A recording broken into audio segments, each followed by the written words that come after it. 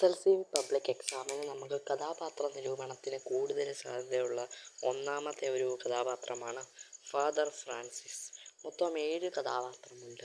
ഇവയിൽ ഏറ്റവും കൂടുതൽ സാധ്യതയുള്ള ഒന്നാണ് ഫാദർ ഫ്രാൻസിസ്. രണ്ടാമത്തതാണ് ഫിസ എന്ന കഥാപാത്രം. ചിത്രകാരി എന്ന പാഠഭാഗത്തെ മുഖ്യ കഥാപാത്രമാണ് ഫിസ എന്ന കഥാപാത്രം. അതായത് ഫിസയുടെ കഥാപാത്രം ഒരു പക്ഷേ ചോദിച്ചെന്നിരിക്കാം.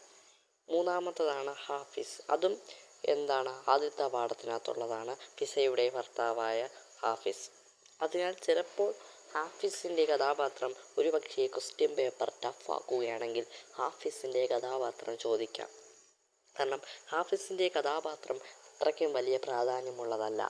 അതിനാൽ ക്വസ്റ്റ്യൻ പേപ്പർ പാടാക്കുകയാണെങ്കിൽ ഹാഫിസിൻ്റെ കഥാപാത്രം ചോദിക്കാം. അല്ലാതെ കൂടുതലും സാധ്യതയുള്ള രണ്ടെണ്ണമാണ്. ഒന്ന് ഫിസ എന്ന ഒരു കരയിൽ തന്നെ അടിസ്ഥിതമാക്കിയ, വീട്ടിൽ നിന്ന് പോലും സപ്പോർട്ട് കിട്ടാത്ത ഒരു പെൺകുട്ടിയുടെ കഥ.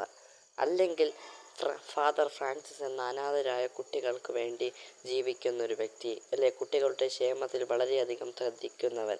അതേപോലെ തന്നെ സുസ്മേരവദനൻ, ജോസുമായുള്ള ബന്ധം, മനുഷ്യൻ, പുരോഹിതൻ എന്നീ നിലകളിൽ നന്മ ചെയ്യുന്നവൻ. ഇതെല്ലാം എഴുതിയാൽ മതി. അപ്പോൾ ഒന്നെങ്കിൽ ഈ പ്രാവശ്യം ക്യാരക്ടർ സ്കെച്ച്, കഥാപാത്ര നിരൂപണം,